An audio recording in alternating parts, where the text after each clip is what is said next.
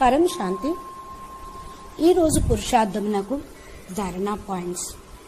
బాప్ అంటున్నారు, బచ్చే మీరిప్పుడు బాపు ప్రేమలో మునిగిపోండి, అనగా ఇమిడిపోండి.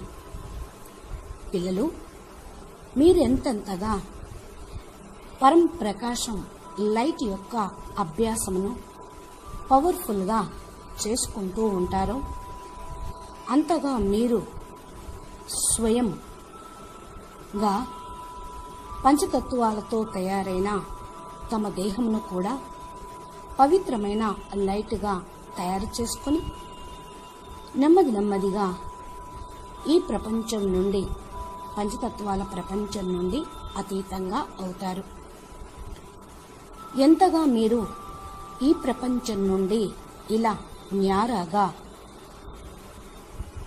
అయ్యే అభ్యాసాన్ని పెంచుకుంటూ ఉంటారో అంత త్వరగా మీకు బాప్ సమానంగా అయ్యే శక్తిని పొందుటకు యోగ్యులుగా అయిపోతారు. ఈ ప్రాసెస్ కూడా అతి కొద్ది టైంలోనే ఖతమయ్యేదే ఉంది. కనుక బచ్చే మీరు కొద్దిగా ఈ ప్రపంచం యొక్క ప్రభావం నుండి ముక్తులు కావాలి అనే దానిపైన అటెన్షన్ పెట్టుకోండి, అనగా మరుజీవులుగా కావండి,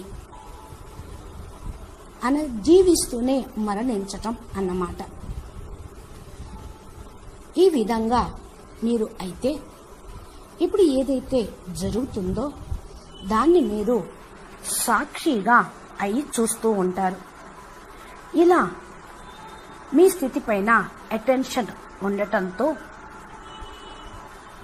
ఏదైతే పరివర్తన గురించి ఆలోచిస్తూ ఉన్నారో అది వెంటనే ఒక్క దెబ్బతో అయిపోతుంది.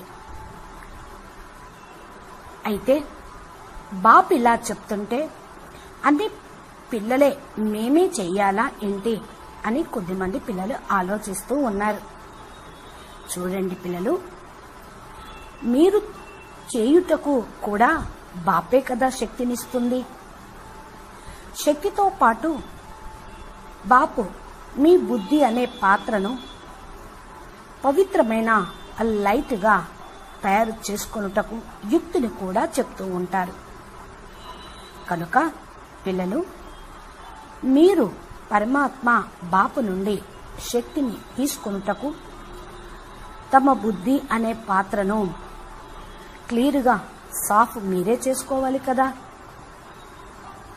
పిల్లలైనా మీరు దీనిపైన చాలా బాగా అటెన్షన్ పెట్టుకుంటున్నారు.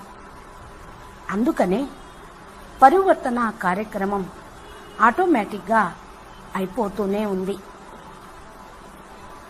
ఇంకా మీరు తొందరగా పరివర్తన కావాలి అనుకుంటే దీనిపైన ఇంకొంచెం అటెన్షన్ పెంచుకోండి. అప్పుడు ఒక్క సెకండ్లో, ఒక్క దెబ్బలో జరిగిపోతూ ఉంటుంది. లైట్ యొక్క అభ్యాసం అనగా నేను స్వయం ఆత్మ పాయింట్ ఆఫ్ లైట్ అని భావిస్తూ ఈ కళ్ళతోటి చూసేటువంటిదంతా కూడా లైటే లైట్. ప్రతి ఒక్క వస్తువు ప్రకాశంతోటే వెలుగుతుంది అని చూస్తూ ఉండండి. అంటే ప్రతి ఒక్క వస్తువును తన ఒరిజినల్ రూపంలో చూడటం అన్నమాట. మీరు మీ కళ్ళతోటి చాలా ప్రేమగా పరం ప్రకాశాన్ని ప్రసారం చెయ్యండి. అప్పుడు వెంటనే ప్రతి ఒక్క ఆత్మ, ప్రతి ఒక్క వస్తువు తన ఒరిజినల్ స్వరూపంలోకి వెళ్ళాలి. నాది అదే ఒరిజినల్ స్వరూపం అని జ్ఞాపకం తెచ్చుకుంటారు. వచ్చేస్తుంది ఆటోమేటిక్గా.